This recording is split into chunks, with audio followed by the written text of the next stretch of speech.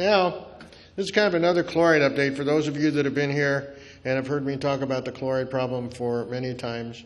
This is another discussion of the Regional Water Board has proclaimed that we need to reduce the chloride output from our wastewater treatment plants to under 100 milligrams per liter. And at the same time that discussions are taking place about how to make that happen, the Sanitation District Board, who was at the time Marcia and Lorraine, borrowed $23 million to fund the environmental impact report and the site plan for this project. And so the environmental impact report is going on right now.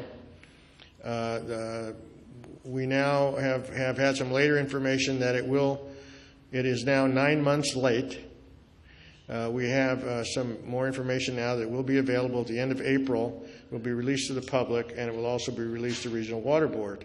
And we'll see what alternates they have evaluated and what the cost is going to be. Because as you remember, and we're hearing all different costs. I mean, we've heard the $160 million cost. We've heard the $500 million cost.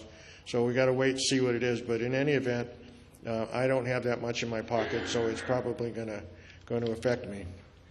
Well, at the same time that that's been going on, when we reported this back in 2011, the Sanitation District Board of Directors authorized a purchase order to a company called Community Conservation Solutions in the amount of $350,000 to provide public outreach services for chloride compliance. We suggested that maybe they gave us about $100 and we could do the same thing, but that was a different question. So what happened is, with that $350,000, and by the way, let me make sure that we're all clear about this.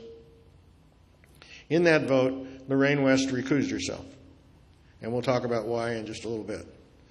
But anyway, for that $350,000, what happened is that one of their subcontractors, a contractor's named Adi Lieberman and Associates, who also happens to be on the board of directors of Community Conservation Solutions, was contracted to write an outreach plan, which Michael, the library user, got from the Sanitation District with a public records request and forwarded it to me. And it was a very interesting thing about what they should do and who they should listen to. And one of the things that they did by name is said they should listen to my Canyon Country Advisory Committee videos, because they could find out what the public was doing. I thought it was an excellent idea myself.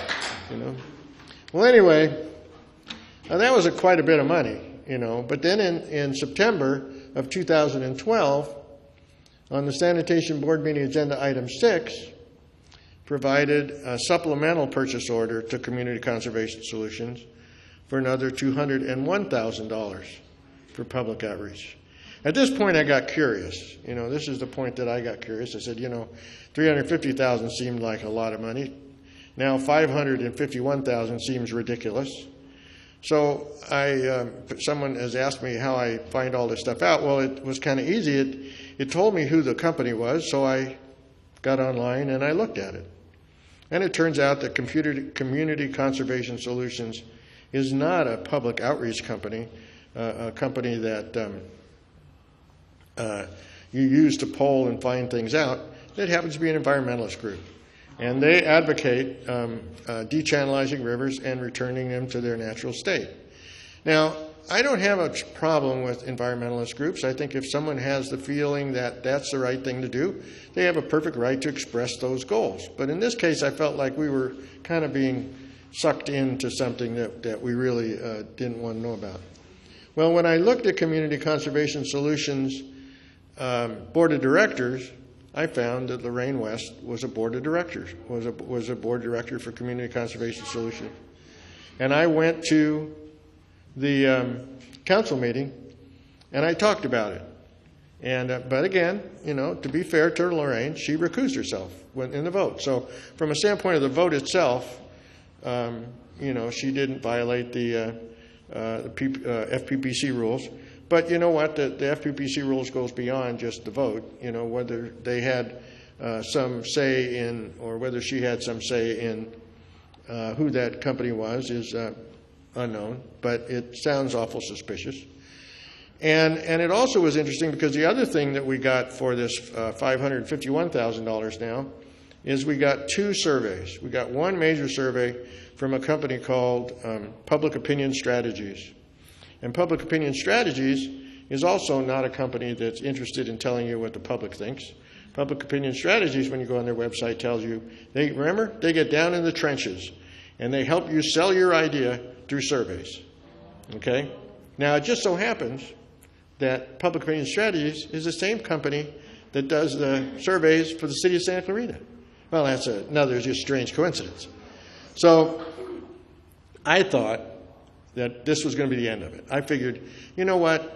I brought it out, said it in public.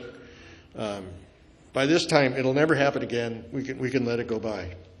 Well, all of a sudden, on March the 13th, 2012, here on the Sanitation District agenda, they want to give another $334,000 to Community Conservation Solutions for more public outreach and to promote, you know, let me see, what does it say here? The goal of public outreach, to provide clear, concise, and accurate information to the public to inform the community of the processes and promote public participation. That was really interesting because for the last 9 months, we've been going to the Sanitation District and saying, where is your EIR? And they keep saying, well, it's not ready yet. We can't talk about it. We don't want to, you know, we have that. So I don't know what public outreach they've been doing. Anyway, I think at this point I had enough. So I took my information. I don't really even remember what the next chart is because this Sacramento bus trip was in the middle. But I had had enough. So I went and I took my information and I went and visited Bob, the mayor. And I said, Mayor, do you know about this? And I showed him what the totals were. And he said, no, he didn't. And about Monday, the next Monday, when I hadn't heard anything back, I called the county and talked to Antonivich's office and said, do you know about this, right?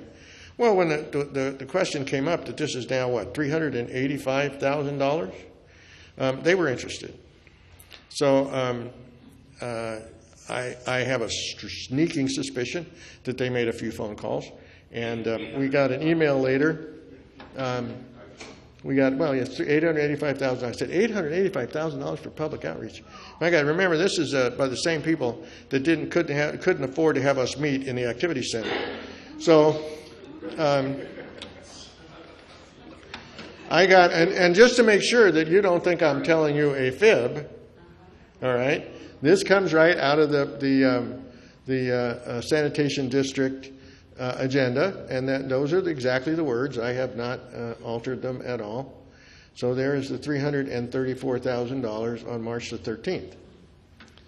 And when I did look at Community Conservation Solutions, I want you guys to really understand that I'm not making this up. So this comes right off Community Conservation Solutions website. We're problem solvers. We are, and we don't believe in choosing between people and nature.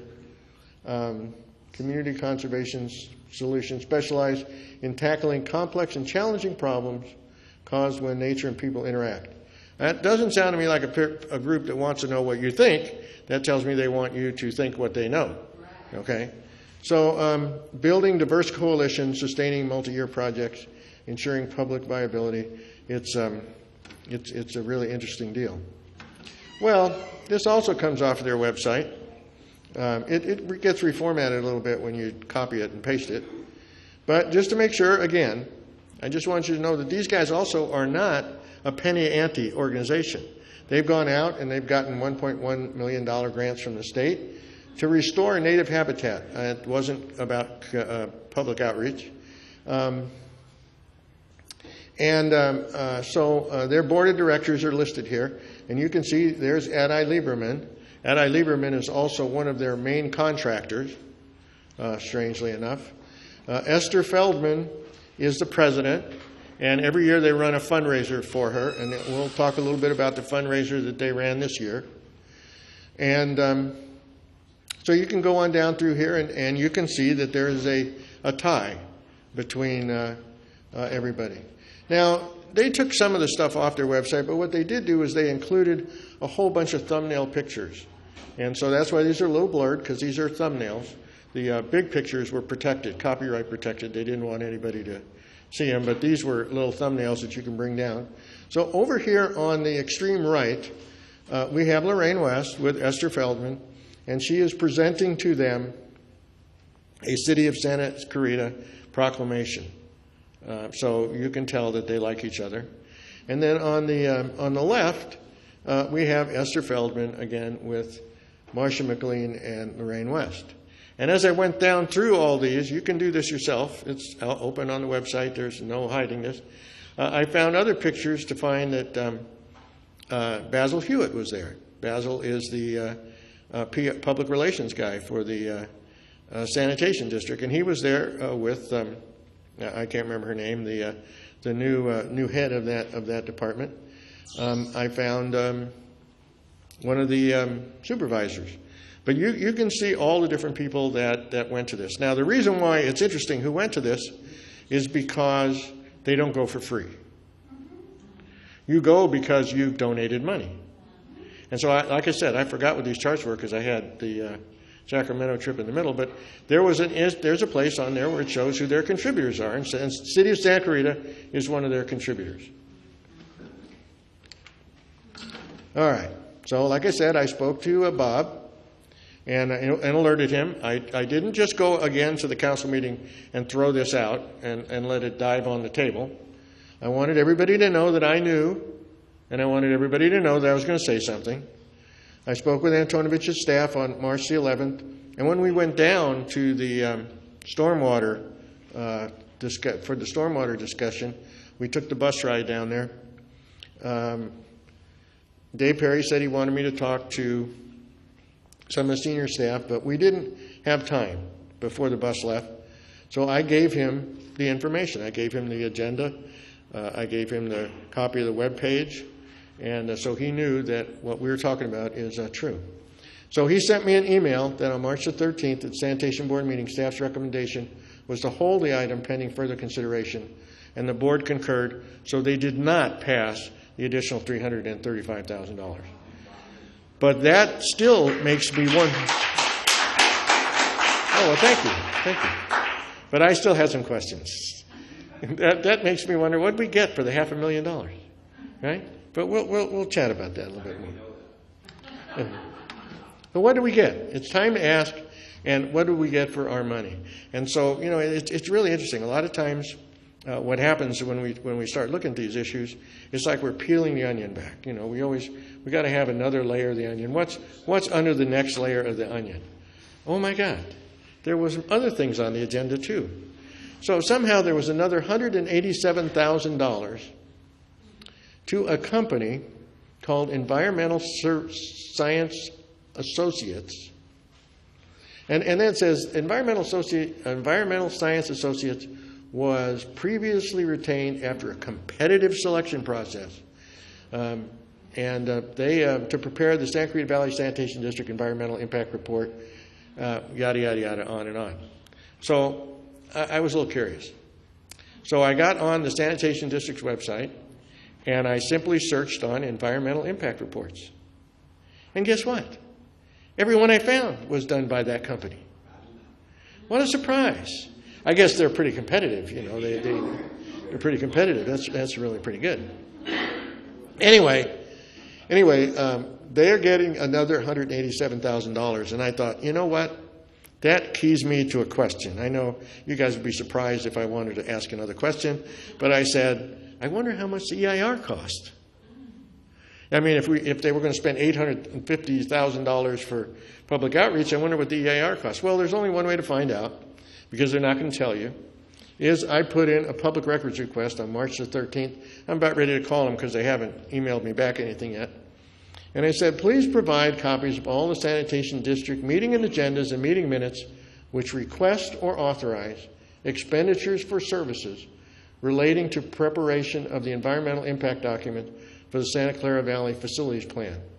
Records should include, but are not limited to, expenditures authorized or requested for environmental science associates and other contractors to prepare Santa Clarita Valley District Environmental Impact Report, yada, yada, yada. So I'm asking them, and I will get back with you, and you are now going to know what we're paid to get the environmental impact report done, because we haven't generated any of this money yet.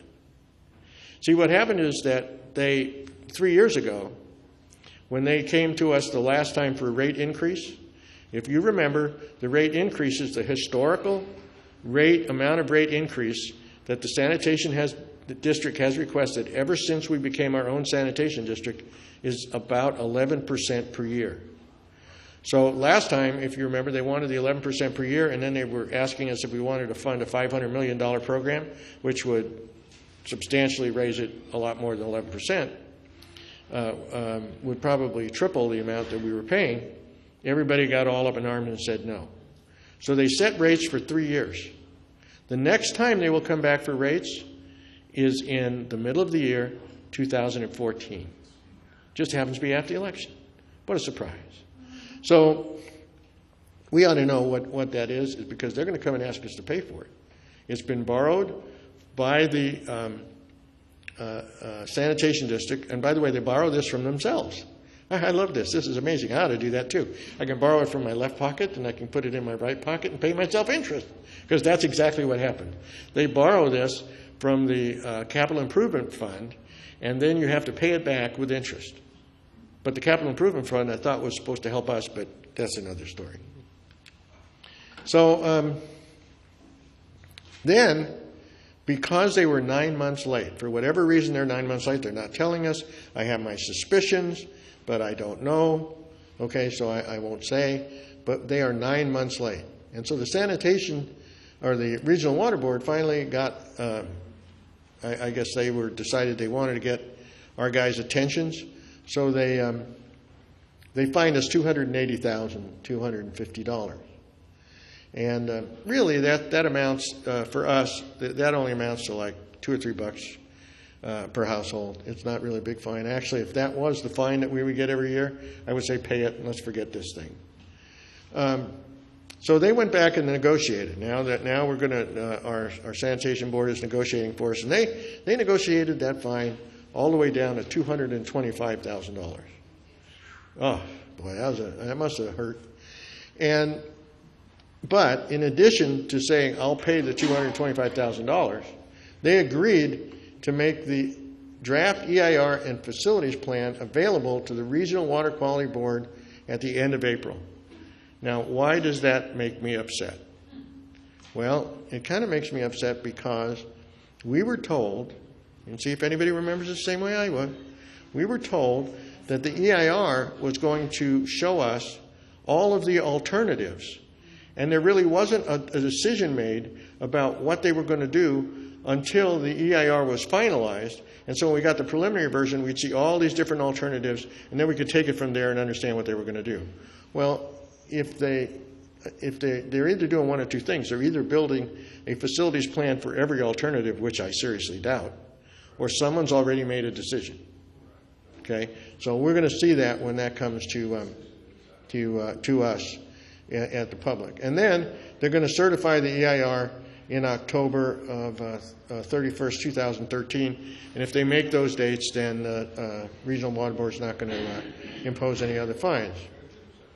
The other thing that they put in their press release is that public meetings would be held during the summer. So I thought that was interesting. I also got a call and I found out that they've already scheduled meetings with some groups out here. And so I immediately sent Basil an email and said, hey, Basil, when are you coming back here to Canyon Country Advisory Committee? I need a draw that'll fill the room again. Come on, guys, let's go. So he's on vacation. He said that he'd call me back. Thank you. So the Sanitation District is already scheduled a meeting on May the 2nd, 10 a.m. At COC in the University Center for the Valley Industrial Association, the Santa Clarita Valley Economic Development Corporation, the Santa Clarita Valley Chamber of Commerce, and the Building Industry Association.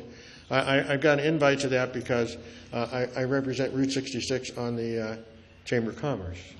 So George Thomas was kind enough to let me do that, so I get to go to the chamber meetings. And he's going to present the current chloride plan and receive feedback.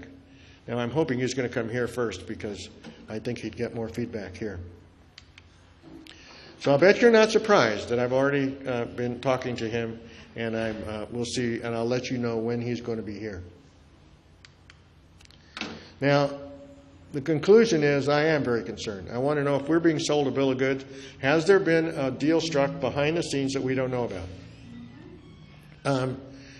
I don't like this kind of behind doors agreement with the Regional Water Quality Control Board, but I know right now that that has not been reached. Because when we were in Sacramento, one of the meetings that we arranged was a meeting with individuals from the state's Water Quality Control Board.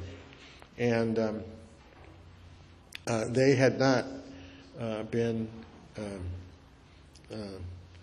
Mr. Masnada was there from CLWA, and he talked to them about that he had a proposed solution, and they said to him, well, we haven't seen it yet, so we'll have to wait to see what it says. So whatever it is that's going on hasn't got to them yet, and we'll find out. Now, I thought the the Water Quality Control Board guys were pretty reasonable. I think they expected us to come into the meeting and yell and scream at them, but that wasn't our intent. We wanted to know what the processes were, and they agreed that if there was some compelling reason could be brought that the numbers should change, they would be willing to change them. So we need to keep asking questions. We've got to watch how this drama holds out, and we also have to hold all our elected officials who make up our Sanitation District Board accountable for the results.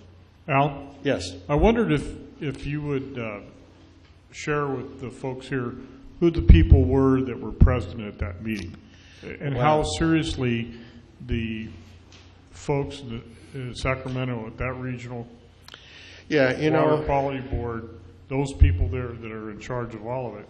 You know, I don't remember all their names offhand. I did ask the gentleman to send me an email, and I have them all. But I know that Sam Unger was one of the gentlemen on the phone. We had attorneys and some of the senior people in the staff, some of the senior staff members. At our meeting, Spence was there. I was there. Masnada was there from CLWA. B.J. Honeycutt. Dennis Vernier was there. Dennis Werner. Dennis Werner was there, and I was there. Yeah, and the reason I wanted to ask you about that is that they had started planning for the meeting to meet with us last week. One of the men told us. One of the men that was there is in charge and the most, as I took it, the most knowledgeable of TMDLs. And so he wanted to make sure that he was there, evidently. And I think they went out of their way to answer our questions and meet with us and provide us with a quality question and answer period. I was very, very impressed. And from my perspective, over the months that we've been looking at this, oftentimes the Regional Quality Water Board has been vilified. And as I told one of their members, that should not have been done to them. By their presentation and their reception of us and discussing things with us, I believe they showed their colors of being true and wanting to do the right thing. Well, I think you're absolutely right. Like I said, when we first entered the room, when we first sat down, you could feel that there was a lot of tension in the room, and I think they expected us to come out swinging, and that was not our intent. Our intent was to go to talk to them and find out what their processes were, and so they weren't even reluctant to share, and the attorneys were right there with us. So if for whatever happens that the responsible individuals, we can convince them to do the kind of research necessary, or someone has the research necessary to talk about these numbers being reduced, they're willing to consider what we bring them. And all they ask was that two things would occur, that the rationale we would come to them with would be compelling and legal. And so they're playing by the rules, and I don't think we should vilify them at all. No, and they should not be. I thought they were outstanding. I did too. And along those same lines, just to Carl Goldman from K-Hits radio station, who's been here to talk to us about several things in the past, arranged that for us. I went out and asked him if he would do that for us, and someone in Wilk's office got involved. Miss Johnson, Olson was it? Olson or Johnson? Lisa Johnson, I believe is her name, and another young man from the Regional Water Board put it all together. So it was really good. It was very, very worthwhile. Yeah, I agree. I absolutely agree, Spence. It really was good. And so we'll keep you more informed. And by the way, I was going to tell you when we discussed what's going to happen at the next meeting is we'll talk more about the bus trip, because we had a lot of elected officials spend a lot of time with us, and a lot of department heads spend a lot of time with us, and they gave us a lot of information. Some of it you'll like, and some of it you won't, but at least we have the information to bring back.